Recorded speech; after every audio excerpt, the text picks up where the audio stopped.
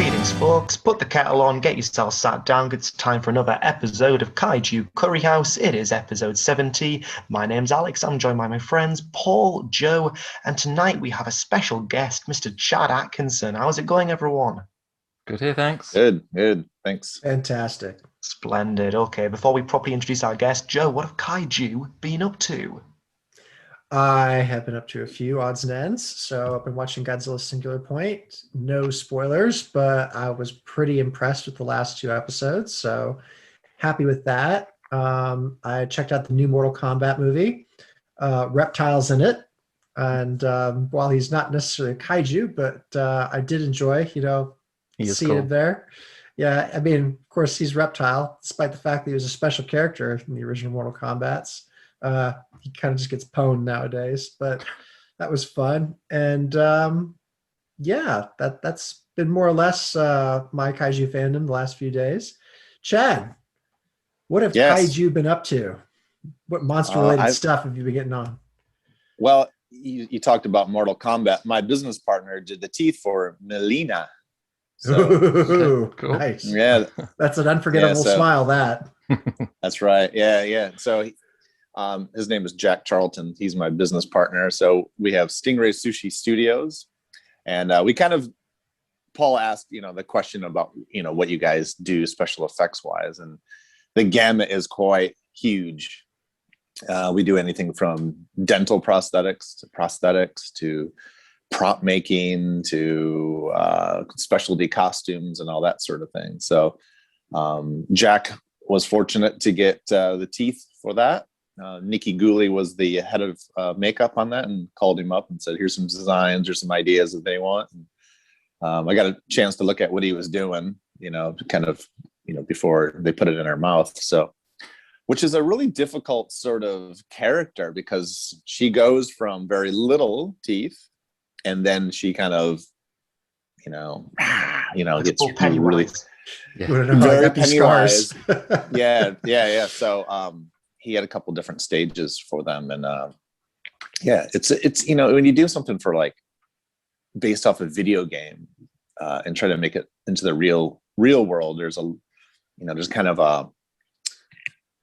there's some physicalities, there's some physics that you have to deal with that. So but I think he did an awesome job on that. But as far as kaijus go, that's where I started everything for me. My grandmother, when I was 2 years old, was babysitting me and put the television. I remember this far back. She put the television on. It was black and white, 1976, I guess it would have been. And she had a King Kong versus Godzilla on. Nice. And because it plays like the news, it's like a news broadcast, I thought it was the news. What was going on. And I saw Godzilla the lizard, stomping on all these houses and that big stupid ape, crashing around. I was like, that's going on outside. That's happening. I was hiding underneath her chair. And she's like, what's going on? Like, I thought you were a kid. I thought you liked this junk. I was like, what's happening? But yeah, it all kicked off of that, giant monsters, kaijus. And my last 25 years, this is my 25th year in special effects. I've worked on a few kaijus, so yeah. Well, we'll have to hear more about them. And what have you recently been up to, kaiju related? What's the most recent kaiju media you've enjoyed? I went back and watched some of the old Godzillas just because when you guys, he texted me, I was like, oh, kaijus, let's look back. So, I like to go back to. What's the most recent Godzilla thing I watched? I think it was King of the Monsters, right? Is that the one? Yeah. I didn't mind that one. That was okay, a digital Godzilla, but yeah, that's my most recent kaiju. Good stuff. Why don't you pass on the question? So ask what have kaiju been up to, either to Paul or myself. Oh, what? What kind of kaiju you been up to, Alex? There we go. That wasn't we make it nice and awkward. It's great. No, that was good. Yeah. Okay. Well, getting you on as a guest, I kind of like looked through IMDb and I thought, right, okay, what film do I most like that you've worked on? And I rewatched The Mist, and I am right that you had an involvement with that. Is that correct? Yeah, I was in the mechanical department. So Paul, I'll answer a couple questions here for you. With The Mist, I worked in a few different departments for K&B Effects Group Inc. in LA. I did like 10 years with those guys. They're known for The Walking Dead, Greg Nicotero and Howard Berger, and a million other projects. But Greg is friends with Frank Darabont, and through their relationship with the Green Mile, they did a lot of stuff on the Green Mile. But Frank came by and he's like, "I'm doing The Mist, and this is what I want." He goes, "I want to be honest with you, because this thing is so huge. It's going to probably be digital. So let's see what we can do, how we can use you in your capacity, the effects team, and kind of meld between the two." And so we ended up making the tentacles that reach underneath the door, all that kind of stuff. And then that was a creepy scene. Yeah, and so that was really fun. So we're trying to work out that, and that always works better too when you have something actually reaching underneath a garage door at your actors versus a green sock, that kind of thing. So, and then it's been a while since I've seen that movie, but those weird little spider sort of creatures. Oh yeah, like with the skull face on them. Yeah, that's it. Yeah, those things, and just the whole movie. Yeah, there's a lot of cool, a lot of weird gnarly monsters in it. There's a lot of gnarly monsters. Yeah, so rewatching it, they got the tentacles. You got the little kind of the mosquitoes that bite the lass and like a face. Yeah, that's right. Then you got the vultures that eat them, and then you got the huge arachne lobster that picks off the bloke. It's sort of the huge. Looks amazing. Yep. There's so much stuff in that, and it's been what year was that? 2004? 2007. Yeah. So that was the year. Yeah, 2006, 2007. Yeah, that's when I first came to Australia. So on a different show altogether. So yeah. That's what I've been rewatching, and I thoroughly enjoyed it. I think it stands up really well. I rewatched it in black and white because the version that I've got on Blu-ray, it came with a black and white, and it's quite nice. Yeah, like it sort of gave us a grainy feel to it. Paul, what have Kaiju been up to?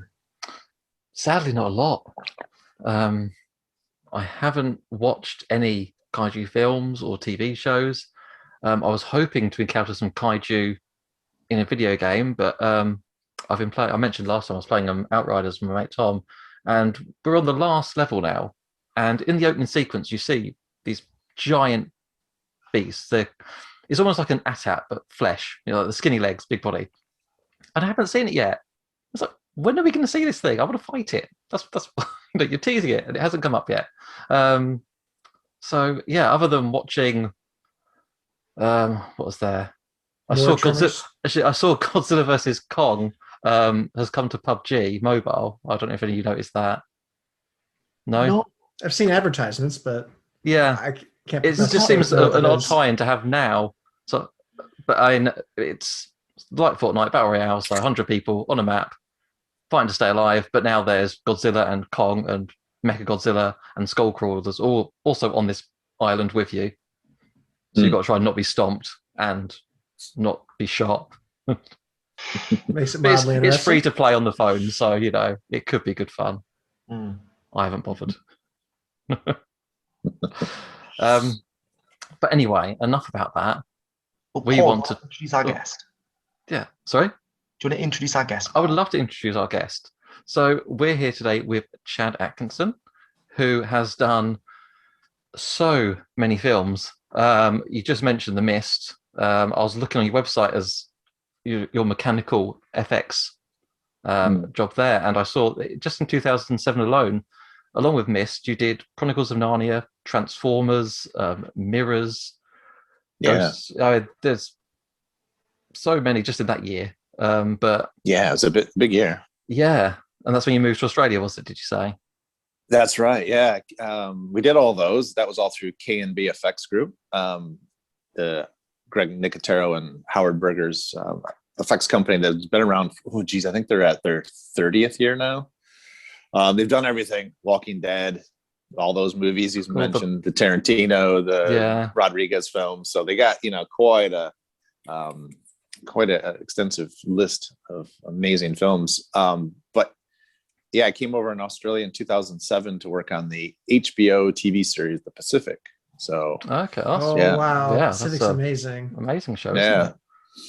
yeah, we got our Emmy award for that, for the prosthetics, and the art department got Emmys for that, and special effects, and yeah, quite a bit. We took a lot, that one. So I liked it so much I moved. Yeah.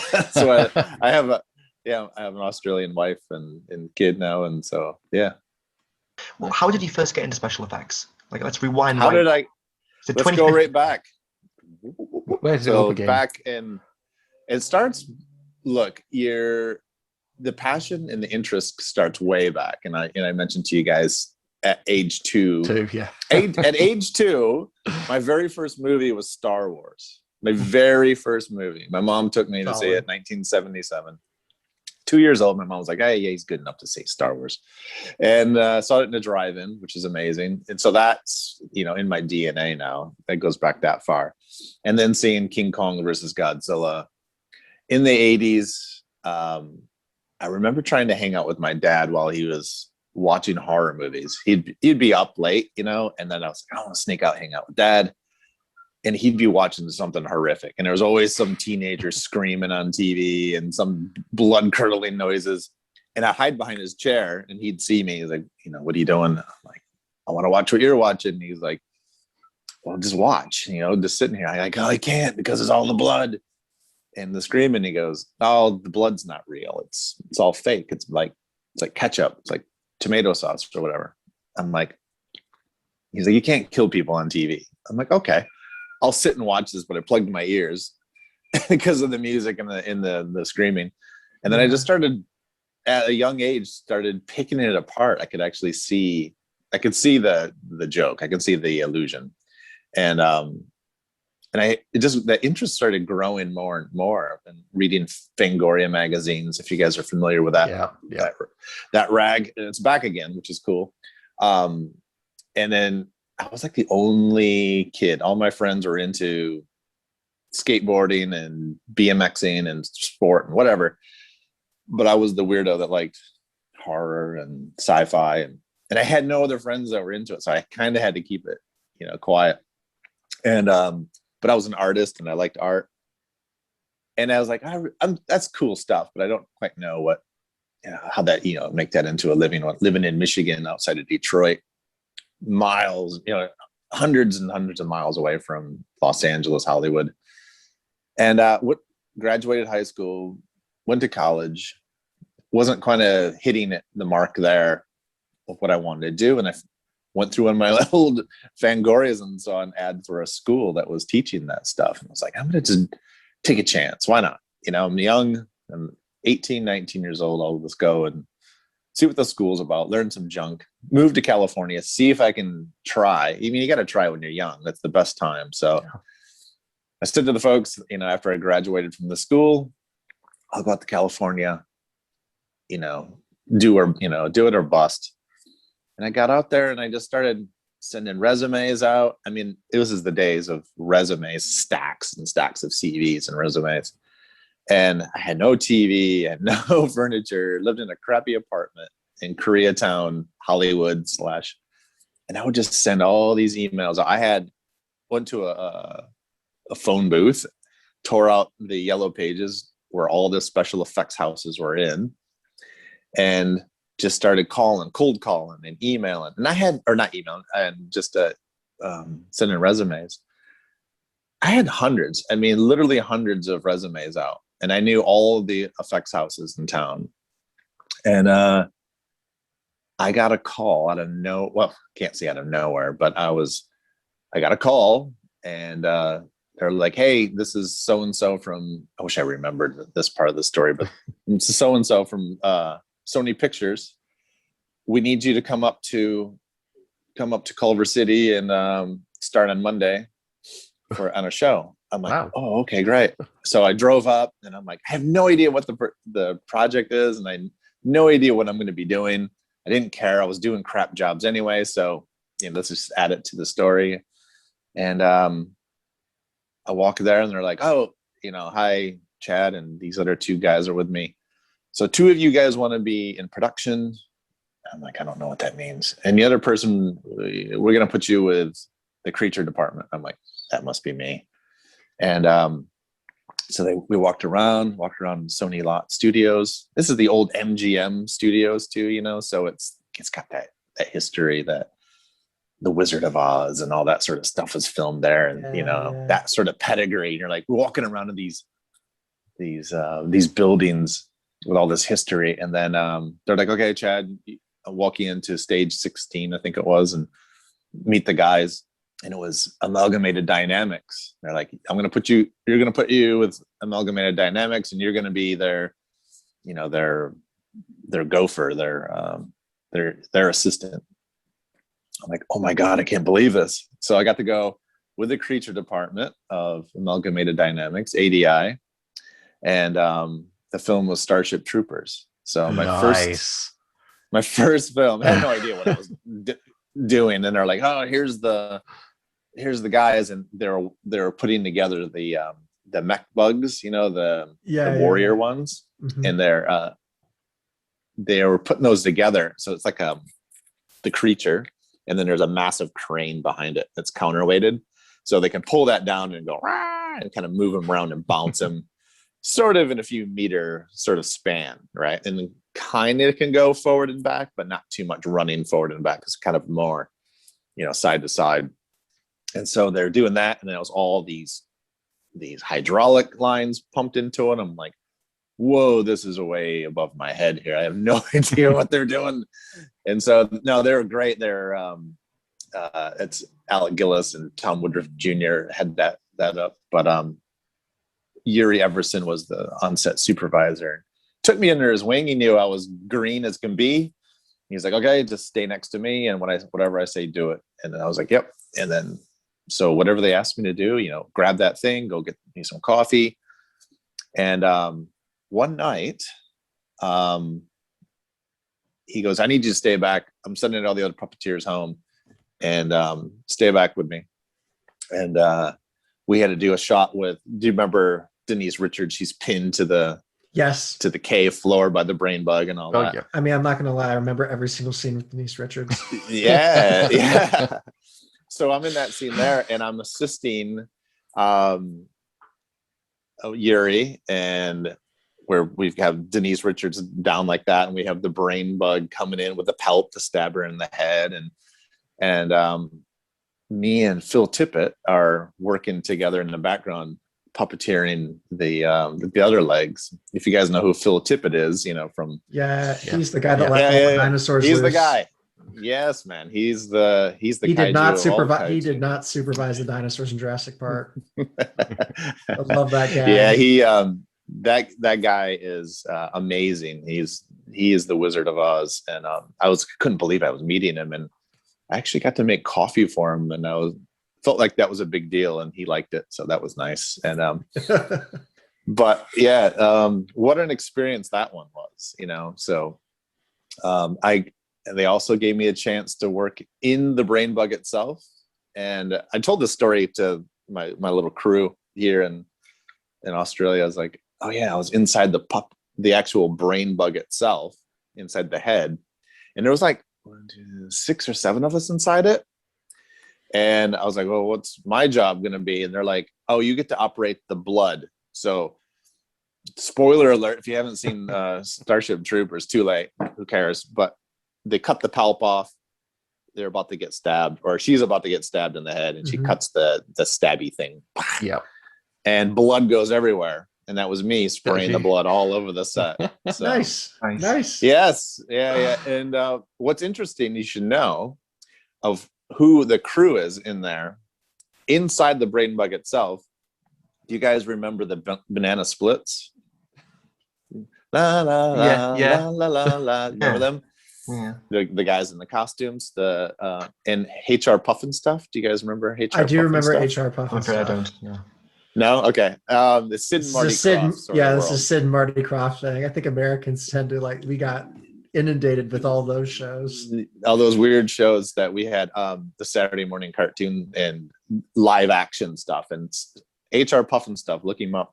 He was inside the brain bug too. So his name is Van Snowden, rest in peace. But inside there was Van Snowden and the sons of all the Sid and Marty Krofft sort of puppeteers are all in there. So it's quite interesting, the pedigree of puppeteers. So it was an honor being inside that. It's amazing. So that's my first kaiju. Is a giant brain bug. That is an amazing first. What an kaiju. introduction! Right, Yeah. we'll take our first break, and then we're going to return with some more kaiju stories. Thank you so much, folks. Hello, and welcome back to episode 70 of Kaiju Curry House. We have Chad Atkinson here, and he was telling us about how he was inside a brain bug in Starship Troopers when we left off. Chad, what other great stories have you got for us tonight? Or this morning? Lead me into something. Okay. So after Well, Starship Troopers, what happened then? What happened after Starship Troopers? Well, I guess it's I like to tell the stories of how you go to your next job and sort of it all kind of works out for you. And that job ended, sadly. And it was an amazing experience working on Starship Troopers. And I was like, wow, this is a big world, getting into this special effects. There's puppeteering, there's mechanical puppeteering, there's the art department of putting it together. And so I talked to the supervisor, Gary Everson. I was like, is there anything, I know you guys are crewing up for your next films. Can I come in, work in the art department there? And he goes, yes. However, they've crewed up while we were here, but I would definitely get you in, Would you mind just being a driver, a gopher, assistant that way? I'm like, yeah, whatever. As long as at some point I want to come into the workshop. I don't want to just be the driver. I'm happy to do it. It'll be a great learning experience for me to know where all the shops are, the vendors and everything. And he's like, cool. And so I started in, and the next movie was, what was the next movie? It was X-Files. The movie, yeah. Yeah. So X-Files the movie, and then no, I'm sorry, it was the other way around. Alien Resurrection was next. So I did cool. Driving in art department for Alien Resurrection, which is nuts. That was such a huge film. So they went from Starship Troopers to Alien Resurrection, and seeing all how that stuff was made was just mind blowing. Just the so here we go. I'll talk about this now, Paul. Ready? So the art department. So this shop had 80 personnel in it, right? So there's different sections. There's the sculpting department, and they sculpt all the stuff, whatever that's meant to be sculpted. I think you had Steve Wang on the program, right? That's right. Yeah. Yeah, that's right. I met him on that, and I was like, wow, we have the top echelon of artists here. Mike Smithson, Steve Wang, Steve Boccaccio, Steve Koch was all in it. Huge, the monsters, like I said, the top shelf of artists were sculpting all these things, all the aliens. The Jordu Shell was there. If you guys know who he is, he's an amazing designer. So it's just incredible artists making all the aliens and everything else. There's that art department. Then there's molds. People have to make molds of those things. Sorry, that last name. Sorry to interrupt you, Chad. That last name that you mentioned, I didn't recognize. Jordu Shell. Yeah, you should look him up. He's an interesting character. Yeah. He's a designer. He's designed. I can't go through his stuff, but Jordu Shell, he's an amazing artist. Yeah, so a lot of people kind of bite his style because he's that sort of prolific. But yeah, people do molds, and then from the molds they have to fill those molds. So that's another department. Fill in the molds. They're called the foam fabricators. And then there's the mechanical department that make the skeleton of things to move. And then there's the art department, the people that put it together and paint it and finish it. And then there's performers and Jesus, there's so many different departments of specialized artisans in special effects. And that's also so you can crank it out quickly too, isn't it? So you can crank it out quick. That's big budget stuff though. That's $1 million projects. Well, I still can I ask you a hover question? So a question from Connor Baxter. He says, what's the most challenging special effect that you've ever worked on?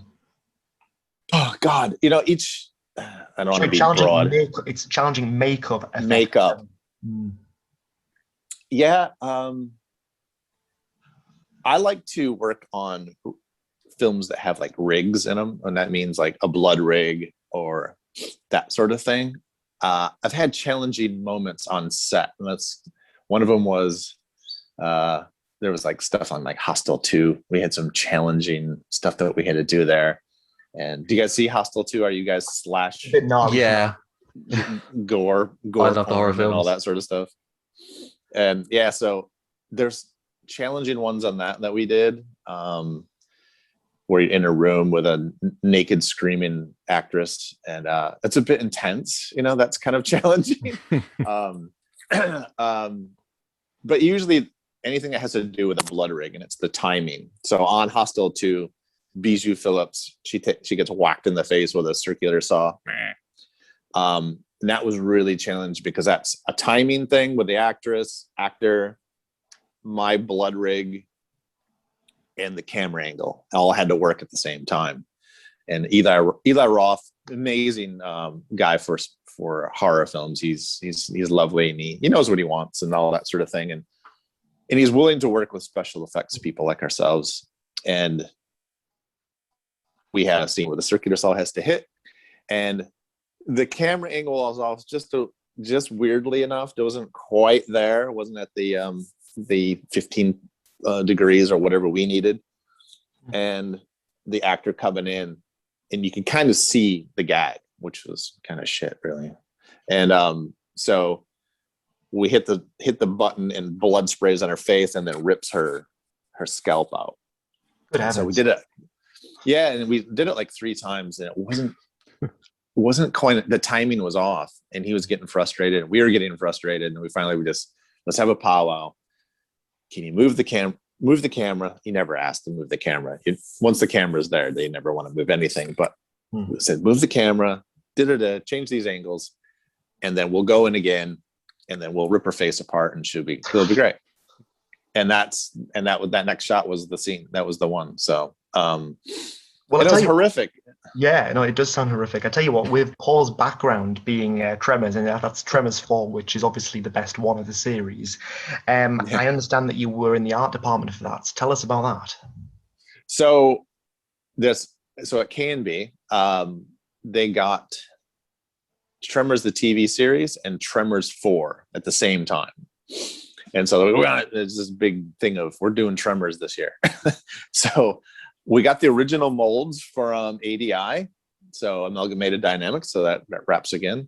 So they had their molds in storage, sent them over, just a few miles away. And we had all the original El Blanco molds, the Shrieker molds, and I think the Ass Blaster, all those original ones. And we just reran them. So we just did fiberglass jaws and whatever else, the foam. And so we were making both of those at the same time. Now, I was in the art department for making Tremors 4, but I went to set for Tremors, the TV series in Mexico. It's all sort of the same junk. You know what I'm saying? So it's all like these puppets and that puppet.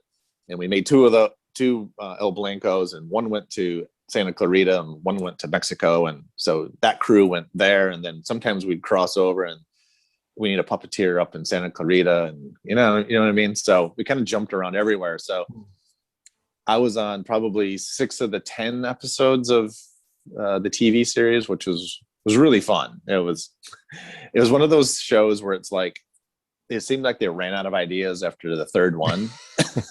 And they started making up like invisible bats. And I think that had to do with budgets. It's like, oh, there's an invisible bat in this one. And because I was watching I didn't read the script in one of them. And I was standing there with my supervisor. I'm like, what's going on?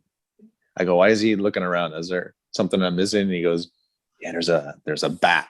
I'm like, are we meant to provide the bat? He goes, no, it's invisible. And so there was a lot of that. But they had like the TV series. They had like Vivica A. Fox in it, and Michael Gross, the original Burt Gummer, and that must be where the budget went. Paul's our It's totally where it went. Paul is a Tremors ultra fan, and I think, Paul, this is your moment, so feel free to ask questions about Tremors. Sure. This is a safe space. I know it's a safe space. Chad, what's your favorite Tremors film? But that's a good question. The original one. I mean, it's Jaws. It's basically Jaws in the sand, isn't it? So the original one's great, and I think they should have. I wish Kevin Bacon would have got involved in the TV series. I think that would have been fun. Yeah, right. And Fred Ward too. I mean, I think I like the concept of it, but it is Jaws in the sand. So it's a great concept. I think it got silly when they got into ass blasters and he just started making up junk. Like, what is silly about an ass blaster, Chad? Come on. What is silly about an ass blaster?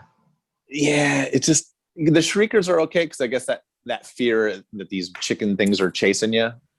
And I think, the tentacles, the graboids are great to pull you down. That's kind of fun. But when it starts farting in the sky and I don't know.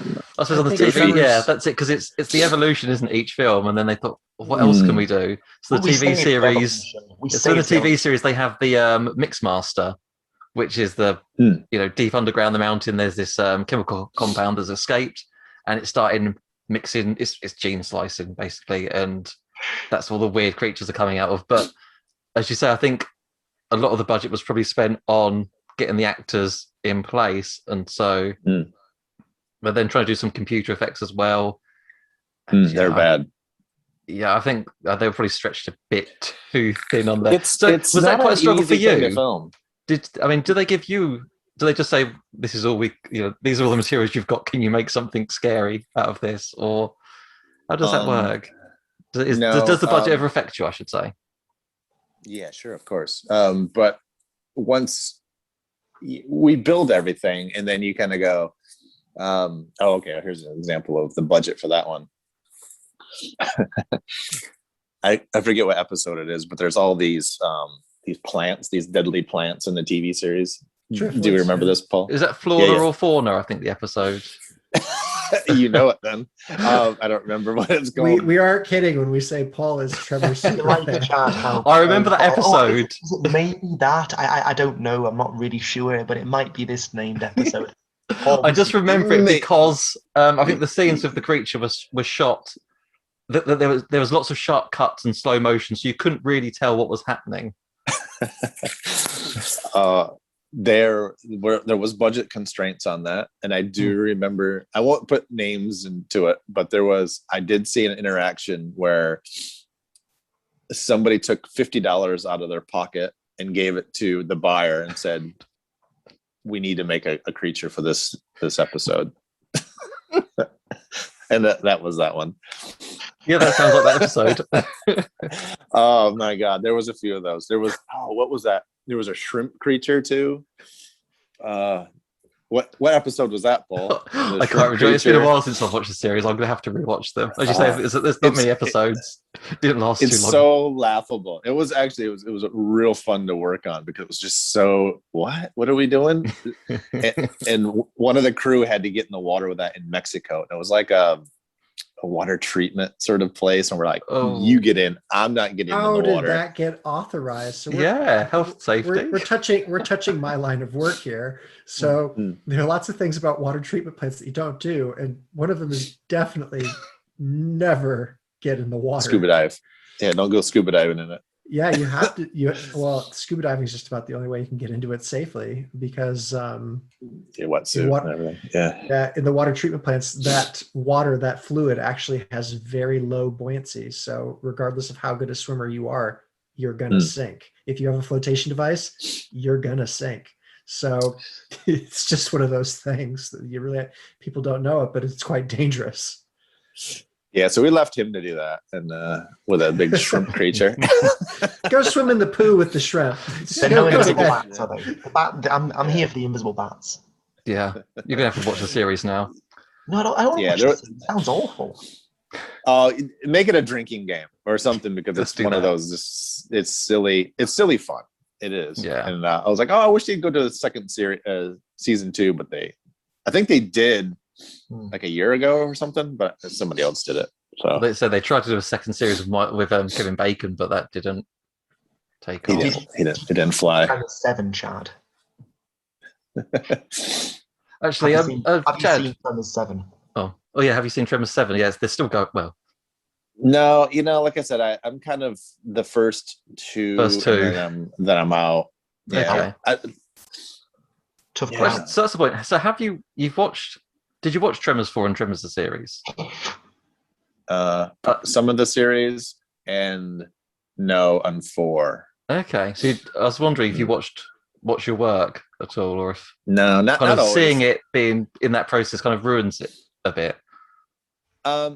Well, you kind of know what's happening because you either read the script or you're there from beginning to the end, so you know what happens.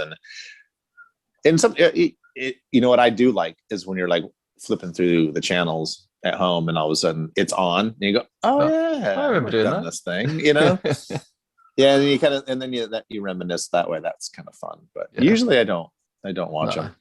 Okay. So I throw this question out to all of our special effects artists. What is a special effects that you saw that you didn't work on that you were like, major kudos there? That was awesome. Is there like a go-to special effect that you appreciate in like one of your favorite movies, or just something that really impressed you? Yeah, all the time. I mean, the level is just for a little while there, it was kind of leveling off, and we were kind of battling against visual effects and stuff like that. But man, now there are so many cool tricks that are happening. Oh, now you're gonna try to think of one, but we'll go all the way back to Rick Baker's transformation on American Werewolf in London. That is one of my favorite things to talk about. everyone starts with that one, and it's amazing, and it still is amazing, and I'll still watch it to this day. Perfect cuts. It was great. It's clever. It's just different parts shot smartly, and with a budget, and that's what I try to work with independent filmmakers too, and they want to do all these big things. I'm like, if you watch like these films, look how they cut it. You know what I mean? It's like there's a hand that does that, and there's a face that does this. You can cut it and make it interesting, and not do everything, there. So that's the one we start with. We always start with that one. But I like interesting ones that shock me. Like there's a movie called The Green Room. Did you guys see The Green Room? I have not. Sorry. It's a it's Is a, that like where a Patrick punk. Stewart goes to Patrick Stewart. He's neo-Nazi. a Nazi. Yeah, I haven't seen it, but it is on my watch list. Yeah, he's a head of the neo-Nazi group. These punk rockers are in this. There's this show out in the middle of nowhere, and this band gets trapped in the green room, and all this sort of murder and chaos happens. And there's a couple kills in that are really grotesque and quite surgical and perfect that way, and it shocks you. You're like, holy crap, how do you do that? And I like when I get surprised and shocked by something, and that's the point. You don't want to go, I can see the edge of the prosthetic there, or the color's weird, or it looks like a goofy head exploding. And those are all fine too, but they don't kind of inspire you. But when something shocks you and tricks you while you're in the middle of the watching it, that's great. I like that. So that's one I kind of been checking out lately, is those that catch me off guard. So that's brilliant. Well, we have come up to our second break, folks. When we return, Chad, I'd love to hear about your work on Deep Blue Sea, if you're up for that. Sure. Another kaiju. Welcome back to Kaiju Curry House. Right. In this part, we're going to talk about Deep Blue Sea. Yeah. Chad, what was your involvement in Deep Blue Sea? Deep Blue Sea, I was involved. Matthew Mungle, Academy Award winner for Bram Stoker's Dracula, I worked with him and his small crew, and they made the prosthetics, and we made a bunch of dummies. So prosthetic dummies, lookalikes of Michael Rappaport and LL Cool J and somebody else. Who else was it? Anyway, we made a bunch of dummies and stuff. Things to kill. Oh, Stellan Skarsgård. He was another one that was in there. And so we made all these dummies, and then we took it down to Mexico, and basically, we did all the the death scenes of those characters with the sharks. And you were saying, Joe, that those live action sharks were incredible. They were absolutely astonishing to work with. All done by, pardon me, Will Conti, who Walt Conti, excuse me, Walt Conti. He and his team, they created those sharks. And what was really neat about them is they had thrusters under their belly. So you had a shark, right? And then underneath it had submarine thrusters. And the submarine thrusters were, I don't know if they were borrowed or bought from the National Geographic Society. So they do all those underwater exploring sort of things. Yeah, the ROVs, yeah. Yeah. They took those and whacked those underneath those sharks, and then had like an umbilical cord, and they'd go out and and those sharks are swimming in the Titanic tank from the movie Titanic. So it was all shot in Mexico, and with the big, the big ship goes down, those sharks are all swimming through that. So that's kind of a wow. Somebody should edit that together. That would be kind of funny. But it's the same water. You're saying about sharks with like thrusters on them. It sounds like something from Austin Powers. You can imagine like Dr. Evil having sharks with rather than laser beam sharks with thrusters. Sharks with freaking thrusters. Yes, they did. And and I know it's a little bit weird, but talking about resetting a shot. Like, okay, so we have this shark, and this person's got to quickly swim and get there. And this massive shark, it's as big as a Cadillac, right? And it's moving through the water very quickly. Probably, it's fast enough. Can come up, do the move that it needed to do, and then they're like, okay, we need to reset. And that shark would go in reverse and all the way back to its first mark. It had parking sensors. That's what you're telling us. It was one of those remote parking. It was just an amazing thing to go, wow, you went back to one, and it would go whoop, all the way back, and then the actor would get back in the water, and they'd do it again. And it was it saved so much time. And they had a bunch of different sharks for that. They had kitchen really sharks, big one, hallway sharks, big sharks, little sharks. I mean, they were everywhere. Jumping sharks, snapping sharks, Samuel L. Jackson sharks. I'm just thinking, Chad, that you've created a spectrum. You've created a spectrum of special effects. We've got invisible bats and shark thrusters. Yep. And along that, with brains, with large brains. Yeah. Smart sharks. In terms of quality, and I do think that sharks with thrusters can be hard to beat. Yeah. No. Giant 30-foot spiders from the movie Spiders. That was that one topped. Go on, elaborate on that. Yeah, tell us more. Yeah. There's in 2000, I think it was. Gary Jones, his claim to fame was spiders, and this other one called mosquitoes. I think that's what it was. Giant These mosquitoes. are like anything with two giant like things. my least favorite creepy crawlies here. So this one's spiders. Definitely watch it. Definitely have the guys together and watch it and have a drinking game, because it's really ridiculous and funny. And probably the funnest film I ever worked on, and got paid pretty well. But we basically had, you have the space shuttle goes up to space, and they do all these lab tests on spiders and things, and oops, this mutant thing gets on the spiders, and they grow really big and attack, and crash lands the space shuttle. Are we talking about mutant space spiders now? Yes. This is amazing. Mutant. We need to have them crash land onto Earth. Crash lands onto Earth near a college, of course. Yeah. And then the spiders get out and attack people. And then there's two people that kind of can figure out what's going on. Like, we know what's happening here. We can solve this. And it went from little spiders to medium-sized spiders to 6 foot, 2 meter spiders to a 10 meter spider, a 30-footer, which was super ridiculous and hilariously fun. And we put this spider puppet on the back of a car trailer and drove it through a campus, like a college campus, and chased everybody around. So there's a lot of like camera shooting through the legs like this, and people are running back and forth. Super stupid and fun. But that was probably the funnest kaiju things I ever worked on. Giant spiders. Yeah, it sounds pretty cool. And speaking of cool, when I was looking at your website, one of your best jobs descriptions was for Evolution, which is a fantastic film, and your job description is Dragon Supervisor.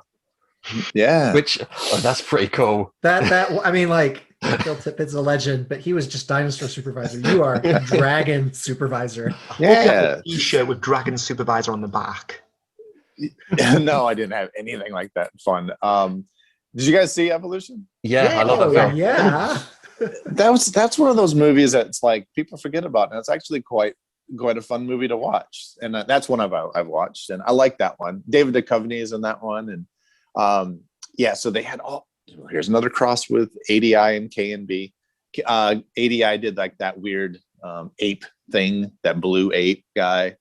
So they did that, and then K&B did a lot of the cutesy little pig thing in that kitchen, and then the dragons. So all those dragons were made, and so that the Evolution and that dragon sort of appeared. They started flying around, and then they filled that valley with all those dead ones. So we had to make all those dead ones. So I kind of supervised. You've just tweaked something in my mind. Where do those practical effects go once you're done with them? So like you say, there's a valley of dragons, like all these props. Do those get auctioned off or sold to places like the prop store, or like where do they end up? Sometimes they end up in storage for the effects house, and depends on who owns it. Okay, so here's a fun story if you don't mind. There's another giant thing that I worked on. It was a giant crocodile film that we did in Africa called Primeval.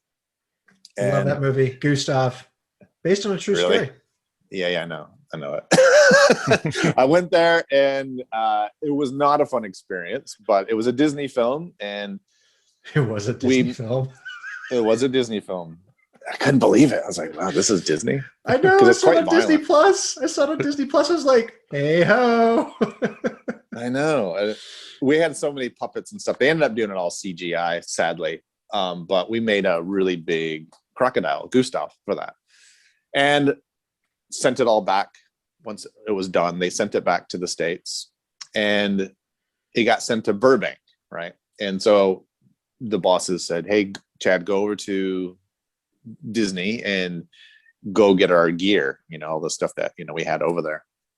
Yep. So got the truck, drove over there, and this by the Burbank airport, these huge warehouses. And so I go in there, and you have to get like a clearance and whatever. And you walk with a security guard, and I'm walking through, and it's all these chain link lockups, right? Each individual in this massive warehouse. I'm looking around like, oh wow, that's that show, and that's that show, And I'm like, oh, where's our stuff? You go, it's way in the back here. It's, So I'm walking around, and I kind of noticed something very large. I'm walking next to. I'm like, God, what is this thing? And I look, and it was a pirate ship. I'm like, holy hell. And I go, what's this? And I look closer, and it's the Black Pearl, the entire ship intact in the middle of this warehouse. I'm like, because it was from the first one. So it was, it was a while ago. I'm like, oh my God, that's the Black Pearl. And I go, what are they going to do with that? And he goes, they'll may make another movie. I don't know, though. We'll see. Yeah, they ended up doing that. But I don't know if they ended up using the Black Pearl for other ones. I think that it's just kind of like, oh, we have it, and then we'll build other ones. But Disney retains everything. So everything, all the molds, everything that you've done. So sometimes you get to keep the crap, and sometimes it gets locked up forever in Burbank. Kind of like we always equate it to the end of Indiana Jones. I was about to say, yeah. Top men. Top men. Top men. Top mice. Okay. Yeah. Well, why don't we wrap up this episode with our own personal recommendations? So, Chad, I know you're new to this episode. What we normally do is we finish off with, if nothing else. So we go around the table, we give our own personal recommendation of go out and check this out. Might be a film, might be a book, just anything. Paul, get us started off, and for God's sake, Do you know I have to? Tremors. I have to say Tremors. Oh. I have to put everyone through Tremors the series as a drinking game now because it's the best way to enjoy it. I mean, they expect it. I'd be letting people down if I didn't say Tremors. Yeah. So, if nothing else, Paul recommends the Tremors the series. Tremors the series. And from myself, if nothing else, get yourselves along to watch Deep Blue Sea. If only for the speech from Samuel L. Jackson. Yeah, avalanches and sharks. With thrusters on. Yeah, that's right. Yeah. Joe. Right. Well, thank you for stealing Deep Blue Sea from me. I'm going to recommend watching The Mist. It is one of those movies that has traumatized me, and it left quite an impact. I watched the first time I saw it. I had just become a father, so I hope I'm not spoiling it for anybody. But if you're a parent, that film kind of just tugs at the heartstrings. So I saw that, and it's one of the better Stephen King adaptations in my opinion. So go for that. It's got some great practical effects. It's got some great special effects in general, and it's got a really good premise of society breaking down. So there we go. Chad, what would you recommend if nothing else? If nothing else, I recommend Love and Monsters. Well, I worked on it, and me and my business partner Jack Charlton headed up the props making and all the weapons for that. But what I like about it, it's one of the few movies that my daughter, she's 10, is able to see, and so it's kind of her introduction to monsters, and it was just a stepping stone into the little, jump scares and some mutant sort of creatures and things. But Dylan O'Brien is really self-deprecating and funny in it. And it's a sort of a simple storyline. And, I know I'm being biased, but I think the art department on that, just the world building, did such a beautiful job in it. And it looks like a fun, post-apocalyptic world to live in, despite all the hazards that are in it. But I recommend Love and Monsters. Yeah, it's a great recommendation. Check that out. We just had Toby Barron on, and he was great fun talking about Love and Monsters. And it was thanks to Joe. Joe recommended it to me, and it's an absolute treasure of a film. Yeah.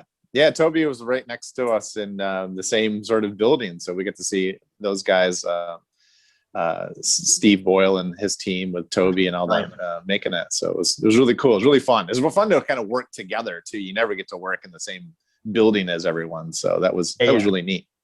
It's a very good accessible film. It's a good entry level monster flick. Yeah, it is. Yeah, absolutely. But it's not entry in kind of like a dull way. It's pretty high bar. Yeah, and the scares are just enough to be fun. Just sort of haunted house kind of scares, not Jesus, I'm traumatized like Joe is from The Mist. Yes. So it was the ending that traumatized me, to be fair. yeah, fair enough. The gun did it. That was the bit. Yep. There we go. Well, anyways, folks, thank you for listening to episode 70 of Kaiju Curry House. We want to thank our guest, Chad, for coming on. And as always, thanks for having me. Chad, how can people follow you on social media? Please tell them. You can find me the Instagram of Chad Atkinson FX artist. I also have Instagram of Stingray Sushi Studios. That's where we kind of their professional site there. And also on Facebook, you can find me at Chad Atkinson FX artist. You can see what I'm up to there with workshops. I teach students how to create that stuff too. So in my spare time between films, I show them how to make scary prosthetics and big creature things too. So that's a fun one that I do. Or you can see my website, chadatkinson-fx.com, and I'm all there too. Everything kind of links up anyway. So So thanks for that, guys. Really, this was fun. So that's Thank Thank you very much. Thanks for coming on.